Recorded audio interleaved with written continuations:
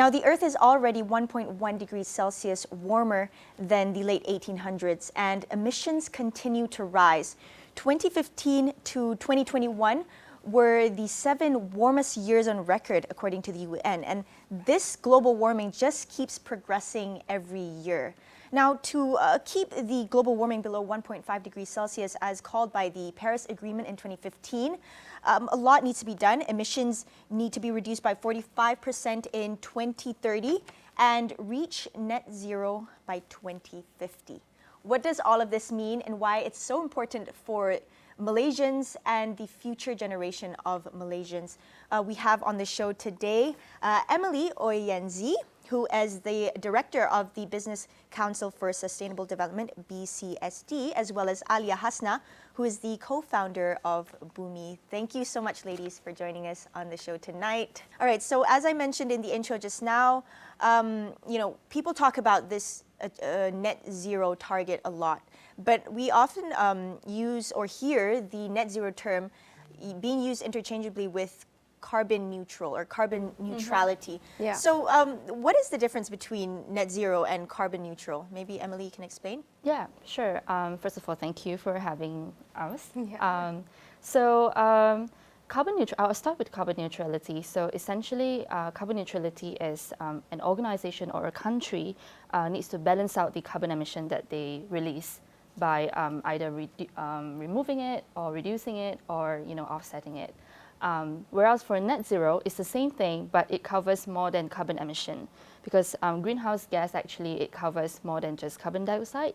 There is also methane, there's also nitrous oxide, and a few more commonly found greenhouse gases. So net zero is the same thing, but it covers the broader spectrum of all the other greenhouse gases. The previous administration has set a target that Malaysia would, achieve carbon neutral by 2050. But Malaysia is also one of the over 190 nations that pledged to the UN to achieve net zero. Is Malaysia on track? Who would like to take this one? Maybe I'll just clarify a little bit on the target itself. So I recall the same thing when the first announcement by the Malaysian government, they call it carbon neutrality as early as 2050. But recently when I flipped through the latest UN climate change report that our government submitted to the UN last month, they call it net zero emissions by as early as 2050. So that's something for us to ponder and maybe also to follow up with our ministry, which one are we actually doing?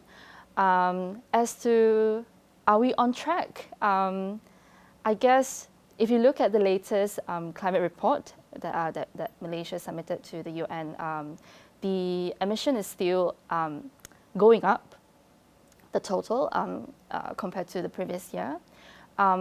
But we have to note that there's 2 different types of target that we're talking here. One is the net zero emission as early as 2050. Another one that's more official because the government actually submitted in black and white to the United Nations. And that target is actually by 2030, 45% carbon intensity reduction. And when we say carbon intensity, it is carbon emission against some sort of indicator. Normally countries will use like either carbon emission per GDP or carbon emission per capita, which is population, and the one that Malaysia submitted is per GDP. So in that sense, although the so-called absolute emission is upwards, but if we divide it by GDP, I don't have the figure, but it might be actually going down. And if we're going down, then we are pretty on track with the 2030 target. Okay. Yeah. Well, Aaliyah, what would you like to add onto that? Let's just take a step back. Why is this target so important? People have been talking about this, since the Paris Agreement in 2015. It's been, over 5 years now. So why is it important? Can you explain to the audience? Well, I think it's really important that we achieve our we can say, internal or at least national climate target, because we're all moving in terms internationally towards making sure that the Earth temperature is well below somewhere between 1.5 to 2 degrees based on the trajectory that we're going towards 2050 to becoming net zero. And of course, a lot of developing countries, such as Malaysia, Indonesia, and other developing countries, we are also taking quite some time to be up to par with, for example, the more developed countries, simply because we're also prioritizing our economic development as well. So for Malaysia to, sort of have that transition from being very dependent on coal and fossil fuel, it's going to definitely take a lot more time for us to sort of make that sustainable transition as we move towards a cleaner and healthy future for us all. So I can imagine that it would, take time, but then, eventually we will get there if, we stick to the trajectory as we're supposed to. Mm-hmm. When you talk about this transition, we understand that, of course, it takes, or it requires a very large investment. Experts are saying hundreds of billions of ringgit is needed, for investments for Malaysia to actually achieve net zero target by 2050. But with this, we also understand that it requires political will. It's a collaborative effort, right? And also corporate businesses. All of this is very, very important on board to this net zero target. Talking about this, what kind of sectors are actually, the most pertinent when we talk about net zero target? I'll take that. Yeah, for sure. I think a lot of misconception will be kind of stuck in, if we go net zero, then we have to be 100% renewable.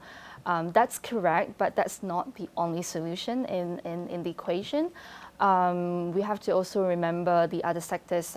So in Malaysia, the main emitting sectors are energy sector, of course, which includes oil and gas, electricity generation, and also transportation. There's also the waste sector that emits a lot of methane, CH4, and also the industrial, the manufacturing sector, they also emits quite a fair bit. And also one sector that's always forgotten in this equation is the forestry. They don't really emit carbon emission, but they're important because they absorb the carbon emission, and that completes the whole equation. So those are the main sectors that we should look at. All right. So Aaliyah, you work with this new, I would say, a platform called Bumi, right? Yeah. It creates an ecosystem for solutions to tackle the climate crisis. Now, this also sort of relates to the previous question, which is the collaborative approach. So where does it, like, NGOs sort of similar to what you run, where do these, what are their roles basically, and as well as individuals? Well, I think if we look at the roles, in order for us to move to a sustainable future, basically, we need to look at what the government is currently doing. So, for example, the current administration, perhaps they could be a little more upfront with, pushing for more stronger ESG regulations, or even as well as sort of creating that opportunity or that space for private sectors to really invest in cleaner technologies, for example. That's just one of the few, right? And then for companies, for example, I think it's time for them to sort of look at, going towards just transition. How do we take people who are working, for example, in the fossil fuel industry, and how can we upskill them and prepare them for jobs in relation to cleaner technologies, particularly in that industry? And I think for the role of society as well, for community, how do we basically engage with our government in ensuring that there is some sort of transparency when it comes to discussing about, what entails in the sustainable future, and what are they basically doing to ensure that we are moving towards there, and as well as, being part of the action on the ground as well, to ensure that, they are part of the conversation, because often enough, a lot of communities are often left out in the conversation. Mm-hmm. Yeah, I understand that point. When you talk about communities, it's probably the indigenous communities, or? Well, not only just the indigenous community. Of course, we should have a heavy importance to the indigenous community, but as well as the youth, for example, as well. Like, you don't often see them being at the table having these conversations, and as well as how do we ensure, to have that somewhat conversation of having a lot of representation, even like the B40 communities as well. Like, where are they when it comes to these kind of conversations? So I think it's really important to have, you know, everyone present when it comes to these conversations. Right, that's a good point. Yeah. Now, before we head to the break, I just have one question. You know, with what both of you explained just now, the transition towards becoming more green, or Yeah. you know, to reducing carbon emissions. Malaysia, we understand, is not probably the largest emitter of carbon. You know, when you compare to other countries in the region, but when we also compare ourselves with, you know, most of the Western countries, they seem that they're more in line with this. They're more, I don't know, they're already pushing for more greener initiatives. So, okay, where is this conversation kind of going? Okay, I'll try. Actually, if we look at the bigger picture in terms of the international climate negotiations, there's always a constant, you know, this dynamic between the developed countries and the developing countries, which Malaysia is a developing nation. And the argument has always been who should pay more responsibility, you know, the polluter pay principle.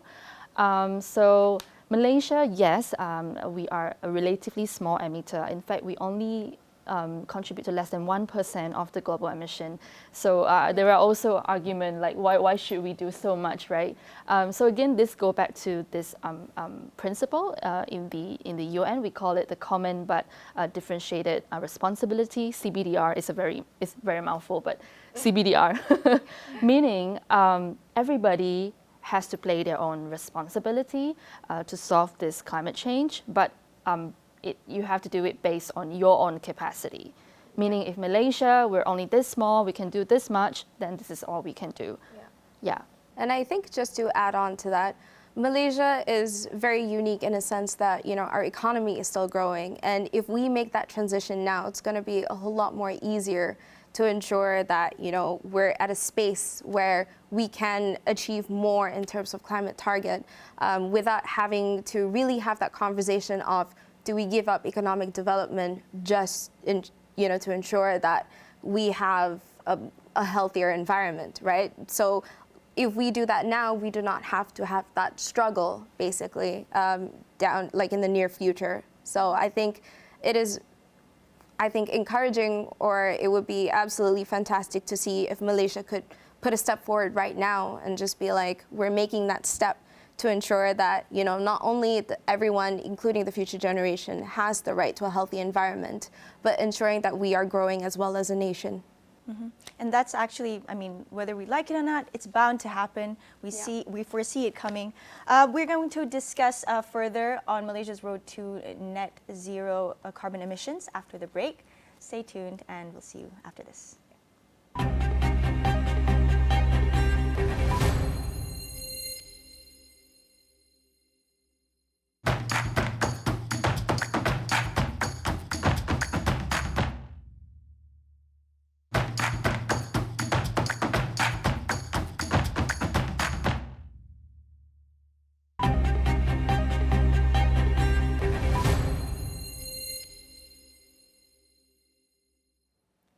Hello and welcome back to It's About Youth. My name is Saraya Mia.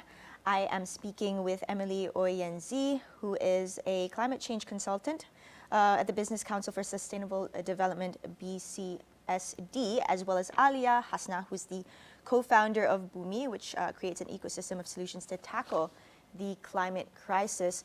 Okay, so we are talking about the transition, Malaysia's transition, you know, to cleaner energy, renewable energy. Just to get a better understanding, you know, on this, the Natural Resources, Environment and Climate Change Minister, Nik Ahmad, has actually called for the improvement of renewable energy, or RE. Okay, just give perhaps an understanding of what this renewable energy means and where do we actually start? Yeah. Sure. So I think everybody is quite familiar with what renewable energy means. And in Malaysia, our renewable energy also includes hydropower, you know, the large hydro dams that you see mostly in the East Malaysia. And in total, I think in the energy mix, there's about 20%-ish of renewable energy at the moment. So if you take out the hydro, actually large part of it is solar solar energy. But solar energy still remains relatively limited in a sense. There's a few factors. One is technicality, because although we get sunshine all the time in Malaysia, but we have a lot of clouds as well. So it limits the solar panel from actually, absorbing the solar energy. So there's some technical limitation in that sense. Secondly, I think in terms of regulations, I heard from some solar panels players, they say that it's not very straightforward to get license, and maybe they only limit certain quota, and it's not really competitive. So it makes it hard for the solar players to actually come in, and that I think will possess some barrier for international investors to come in as well. Right. So that's actually a good point. Maybe I would ask Aaliyah, when we talk about all of these problems in the, renewable or clean energy sector, we've been talking about these problems for perhaps like, a couple of years. So what about the solutions? What would you suggest? How do we actually encourage the growth of this renewable energy sector? Well, with a lot of conversations that's happening around, I think we've been hearing this for the past 5 years, if I'm not mistaken. I think what is really important to really push forward is definitely a stronger political will to ensure that we can basically have more players involved, whether it's internal, within the country or even external, to sort of cultivate that renewable energy sector in our country as well. And of course, like I touched upon a little bit about just transition, right? So because Malaysia is so reliant on reliant on coal and other fossil fuel, totally understandable, because we are growing as a country. But of course, how do we, ensure that the people that are working there would be part of us moving towards this as well? I think that's also something that we really have to consider to ensure that whatever plans that we have will be implemented, because often enough Malaysia has a lot of fantastic policies, but when it comes to implementation, I think we're seeing a little lack of it, simply because a little less political will to ensure that this would happen. I would like to add on a little bit. So actually, when it comes to energy, there's 3 dimensions to it. There's energy security. It's called an energy trilemma. So it's energy security, affordability, and also sustainability. Yeah. So we cannot compromise each of this segment, especially the security part, because we need to provide electricity to our people. And so in this sense, renewable energy might not be the best business case because, like I say, solar, for example, is intermittent, meaning they can only supply power at a certain time of the day, and so that's limited. One. Yes. Yeah. So in that sense, actually, a lot of other countries as well, they are using the more low carbon fossil fuel as the bridging fuel at the moment. So they are slowly phasing out coal, as what Malaysia is doing as well. I think we have a commitment on that as well. And we're moving towards using more natural gas. But know that this is not like forever, but this is like a transition fuel. So my point here is really to tell everybody that RE may not be the best solution, but we may have to live sometimes with a bit of a fossil fuel to provide that security, that stability in terms of energy supply. I see. So then eventually we can go into Yes, it's a transition field. Right. Okay. But as we understand, like this whole renewable energy or energy efficiency sector is perhaps a good opportunity for the future generations. It could create more job opportunities and perhaps business opportunities. We're seeing that a lot in the West as well. Like this is becoming a very I would say popular business opportunity, or for investments. So how can this benefit the young Malaysians? Anyone? Well, I think, it's safe to say that Malaysian youth are becoming more, or at least they're already aware of the importance of, moving into a much more into sustainable industries or sustainable jobs. So I think when it comes to awareness, it's already there, but it's just more of how can we push them to do more, and how can we sort of facilitate that process as well? Because, when we have, for example, we're talking about renewable energy, right? Not only does it provide job creation or job security, but as well as, they're part of, a movement where we're sort of moving into that green energy movement as well. And, it gives also the young people, the chance to be innovative with, the industry. It's not just, a regular 9-to-5 job, but it's just basically them critically thinking, how can we reinvent sustainable future for us? How does it look like, within our context, our culture? So, so these I can definitely see one of like the biggest benefits of how, young people should get involved and how they can be involved, because if you give them the opportunity, they will, create something absolutely fantastic. So, why not just allow them to be part of it, right? So, yeah. Talking about, jobs in this whole clean or green sector, or climate change, I would say. Back in like maybe 5 years ago, a lot of jobs are not what they are today. Like example, what both of you are doing. Maybe you can explain a little bit about that and how it has changed your lives. Yeah. Yeah, sure. So actually, Aaliyah and I, we started off in a non-profit that focuses on youth, and we drive the climate policy agenda. That is first of its kind in Malaysia, in fact, and we are like one of the pioneers, youth in Malaysia, to move this, and alongside with other youth from the region, internationally as well. And so I think that's one living example where youth does not just benefit from this trend, but youth can be a game changer in this, and we can create so much things that never exist before. I think whatever we're doing right now is never exist before, and I think this trend will continue, be upwards, and that's definitely more opportunities for youth. Mm-hmm. And the good part about this is it's not only just jobs, opportunities, but it's also change that is attached to it, a responsibility, a sense of purpose as well, which many youths perhaps could relate or resonate to that. But talking about probably climate adaptation or climate mitigation measures, is the current Malaysian syllabus in depth or enough to actually educate the younger generations? Because we understand, the mainstream education systems in Sekolah Kebangsaan, Sekolah Menengah Kebangsaan, and all of this, is the syllabus enough to educate the youth of the importance of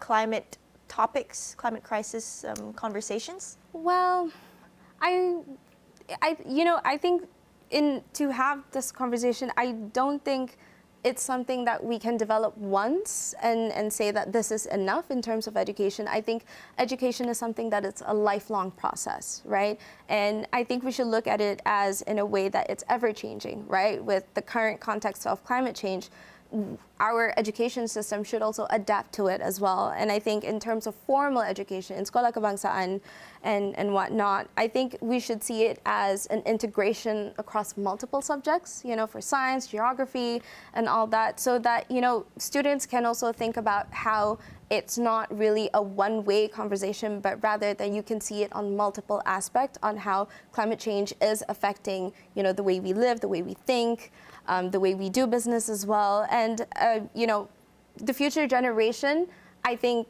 are equipped with the basic knowledge as of now. But because, again, this is ever changing, right? But what definitely we can do more is maybe have as well as more on-field activities, how they can really engage, because theoretical is one thing, right? But I think for students or for younger generation, they should really be involved in the process with it, right? So whether it's going on community field trip or speaking to, experts, policymakers, scientists, these are one of the many, many things, but also we should also focus on informal education as well, and involve a larger community, because it's not just, the burden should not weigh on just the future generation, but it really is, talking about a collective action, intergenerational action as well, so that, the current generation as well as the future generation can really work together and create something that is, ever changing or game changing, as Emily would say, for the context of our current climate. Yeah. So how do we actually improve, the education, not only among the youths, but also perhaps in corporate worlds, when we talk about the commitments of certain, there are, some companies that are already committed to, net zero targets or other commitments, international commitments. So how do we increase this, raise more awareness on this conversation? Right. Actually, the big companies in Malaysia, for example, they have already passed the stage of, trying to understand what is this, which is a good sign. And when this happened, it will trickle down to their supply chain, which will also affect the SMEs. And now what I'm seeing is the SMEs are the one that's like, oh, what is this? What am I supposed to do? So it's good. So I think, the big companies are definitely taking the lead, and it will essentially also help SME and facilitate this process. Yeah, and I hear a lot about these carbon credits. Yeah, so people are talking about you can buy carbon credits and to carbon neutralize your company or whatnot. So tell us how it works. Right. Essentially, it's like stock market, but instead of trading stocks, you trade carbons. But note that in the net zero equation, carbon offset is always the last part of the equation. So the principle that the UN actually advocate is you have to reduce your emission until you cannot do anything else, then only you offset it. And when I say offset, it's like you buy carbon credits from another organization or a country that has extra carbon credits. For example, if Malaysia, we have more forests and our forests actually absorb more carbon, and we have the extra credits, and then we can sell it to other countries, for example. Okay, that's interesting. But I think just to add on to that, it's not a standalone mechanism that would help us transition. I think it's important to see that it's definitely one of the aspects to help us to transition. Yeah. I see. All right. Well, that's such an insightful conversation. I feel like there's definitely a lot more that we must touch on, and perhaps maybe in the future I could speak with both of you again. But thank you so much for sharing your insights. That's all for It's About Youth today. My name is Saraya Mia, and we'll see you in the next episode.